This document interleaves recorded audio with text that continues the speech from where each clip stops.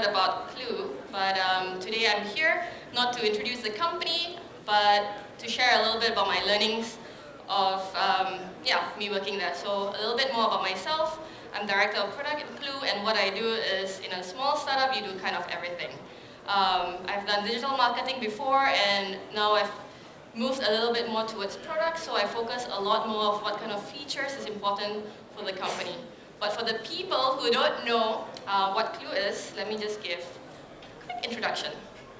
So Clue is a female health app, and one of our goals is with tracking different symptoms, tracking different things through the app, we will be able to provide very valuable insights to your body. We want to empower women, our users, to understand their body a lot more better, because the cycle is a very interesting thing. When you enter your period, a lot of different things happen in your body. Different hormones happen, different things is going on, and when you track it, a lot of different things, you will learn a lot of different things about your body. So that's what Clue is doing, and yeah, let me get to the more important stuff about my speech today. So my topic is organic growth hacking.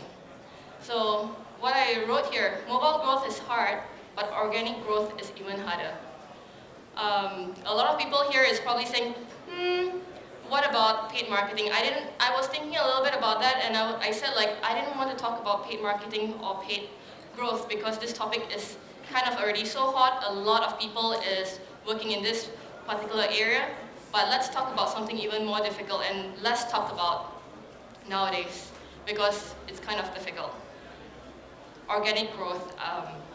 How do you get people organically to download your app? Or how do you get the right people to use the app? And I think my focus today is, I'm not talking about creating network effects, I'm not talking about the word of mouth, but I want to focus a lot more about the App Store. So traditionally, the App Store has been just a channel, a storefront where you put your app and you have to go and find your right users to come and download the app. But that has changed recently. What has changed is the app stores have also become smarter. They have different sort of information, they know a lot about the users, what people are looking for, and they became better in curating, indexing, and also showcasing the kind of different apps in the App Store. And I think that is one of the channels which a lot of app developers or new app developers is not looking into.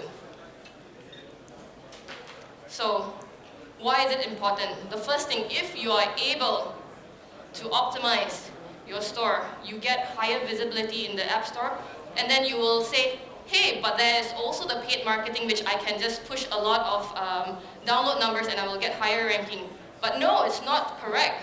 When you have organic growth, meaning that people who actually see your store and download the apps, that counts more to the App Store because they themselves are trying to make sure that we want the right kind of apps that can showcase their product the best and there's relevance. People who are just paying is, yeah, you can fake a lot of this paid marketing part.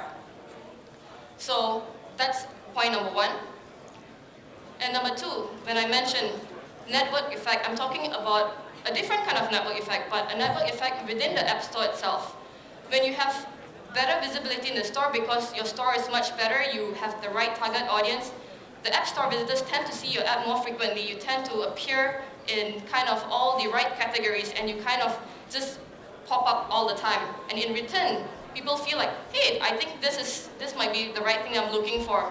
And then they download. And then when you download, that's kind of organic download and it kind of a loop, an infinite loop, and the story goes on and on. And finally, what can I say? It's free. If you do it right, you don't need to pay for it. It works out, you don't even need to spend on it. And if you are a startup, you want to spend your money, the money you've gotten from your VCs, the money you've raised, or your own money on different things as well. You want to grow your team.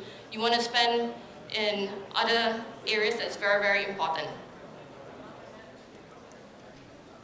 So now the question is, I talk about why is it important?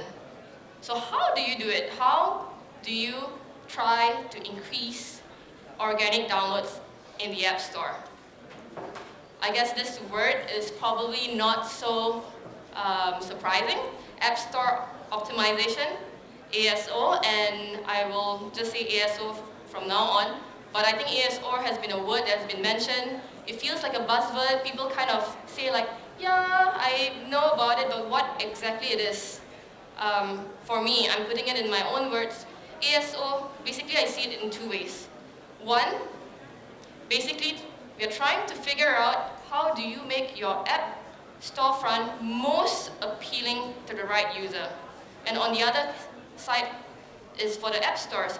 How do I make sure the app store knows the right kind of people for you to feature and index my app? So it's a balance of making it valuable for your users and also making sure that everything is optimized for the app stores to make you rank the first in the store. And if there's any key word of the day today, that would be experimentation. I would say just remember this word experiment, and you're thinking experiment with what? So experiment, so I'm taking Clue again. So this is how Clue looks like in the Google Play Store. When you look at it, it's just, yeah, it looks like the screen of a regular app. My question is, what do you think you can experiment with? It looks like, okay, I just see some words, I see some regular stuff, but no, actually there's a lot of different things you can experiment with. Let's start with the, oops.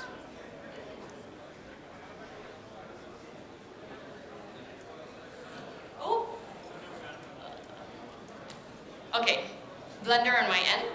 Let's start with the header. The header is basically that big picture you see on the top. This can be, this is an asset. This is the one place for you to capture and tell your audiences what you want to do. It can be, for us here, we are featuring about rated #1 by the OBGYNs. We've experimented with use by X million of users. We've talked about the researchers that we have. It's a spot for you to talk about your product. And yet, when I look at the app stores of a lot of apps, it's kind of like, let's just put my icon there and that's it. You missed out on such a big asset. The second one, the icon, and you're thinking, what can I experiment with the icon? My icon is the icon. But think a little bit about it. So I've done a little bit more research. So the icon itself is your brand identity, but the thing is, if you look at the icon, it can be in many different sizes. It can be thicker, the flower can be thicker, it can be bigger, it can be smaller.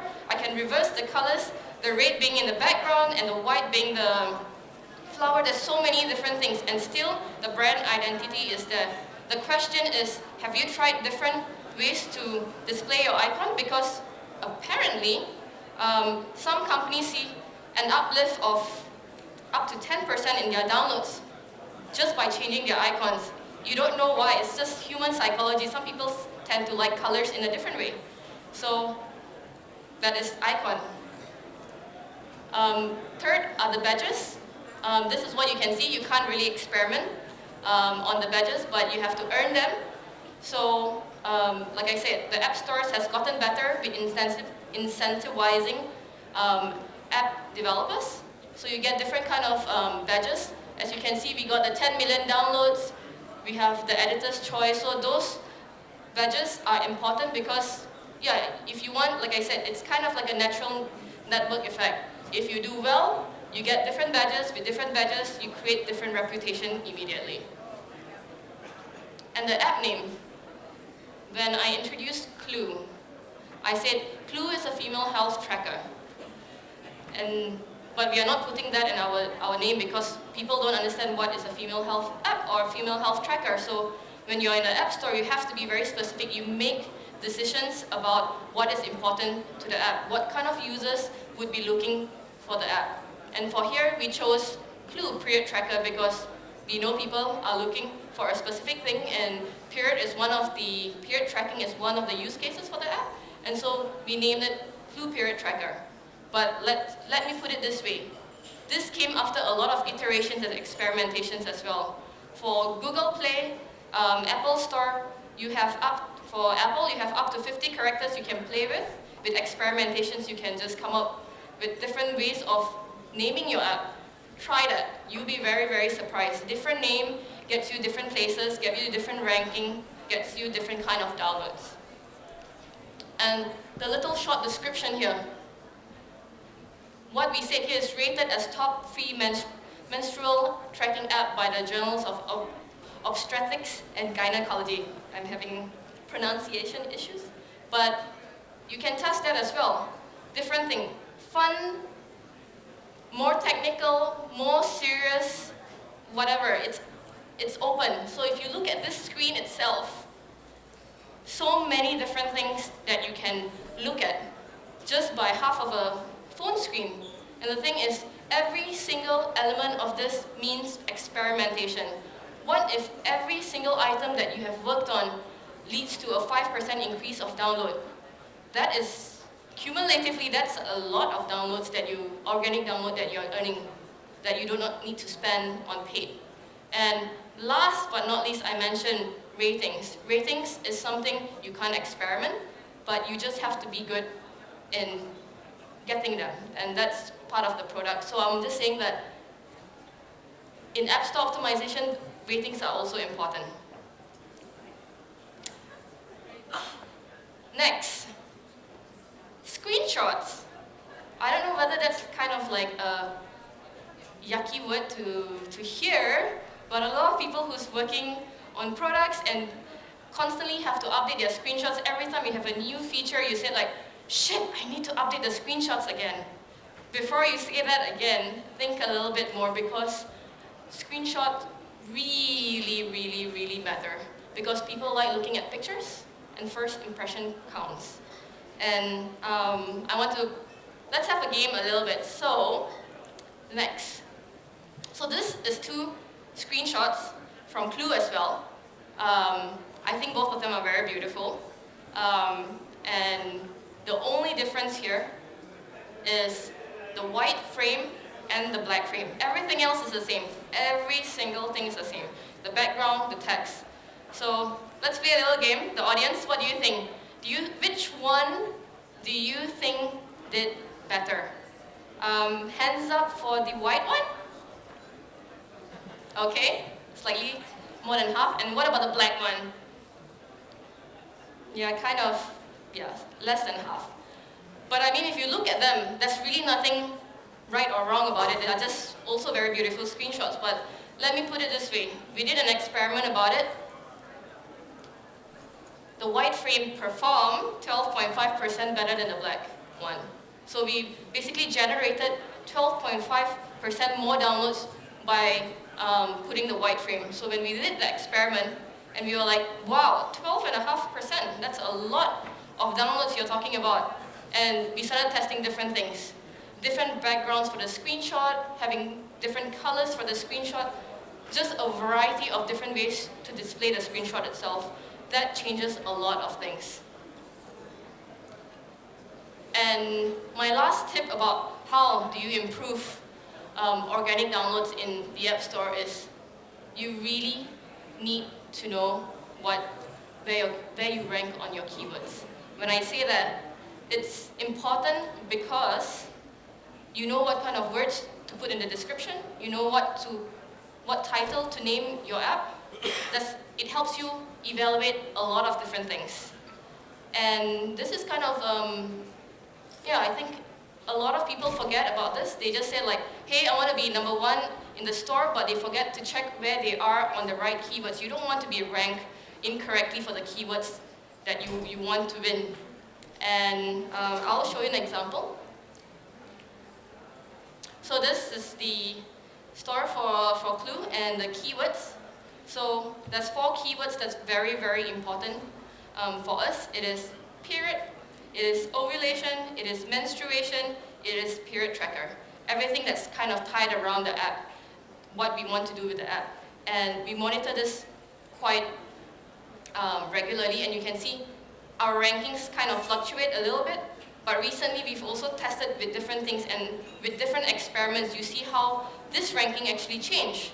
And especially on the menstruation line, we've been hovering around 27 and 28 position since January, and then in March we actually ran an interesting experiment, and immediately within like 2 or 3 days the position just changed.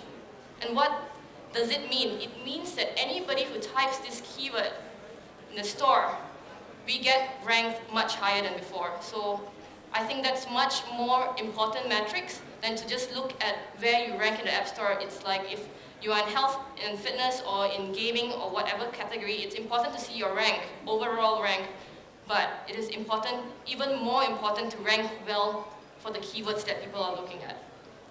So I hope you found this interesting, and I hope you'll have some fun exploring in your App Store. We have time for 2 or 3 questions from the audience. Okay, any questions from the audience? Yes, we have a question here. Where's our microphone? On the other side, of course. Run, run. Okay, if you have other questions, you can already raise your hand and we see you. Is that a question or just a head scratch? Okay, keep scratching. Hi. Hi. Thanks for the talk. I wonder how you tested it over time, and then you took another period of time to and look how the responses were, or if you used A/B testing, something like this. What's possible? Perfect question. I wanted to cover this in the presentation, but I didn't. So if you don't know, Google actually allows up to 5 experimentation at any one point. So it's a tool itself in Google Play. It allows you to test in different markets you are. You can test it as a whole app, or you can test it in the apps in different versions of languages you have. And what you can do is you can pick one of the 6 elements I was mentioning just now and experiment, and they will have, it is A/B testable. They prepare all the results for you. So actually you don't really need to test it across time, because they test it in parallel, and at the end, the moment they have significant results, they will pass you the results. So a lot of people do not know about this feature. I would say look into your Google Play Store console, it's there. That was actually a great question, because that same question had been asked twice here on the tool, so we answered 3 questions in 1. Okay. Beautiful. There's the second one. Yeah. Hey, thank you for the talk. I was wondering, how do you, there are a lot of period tracking apps on in the store, so I'm curious, how do you differentiate yourself? Because based on what you showed us, there isn't, besides rating, like how did you differentiate yourself from day one?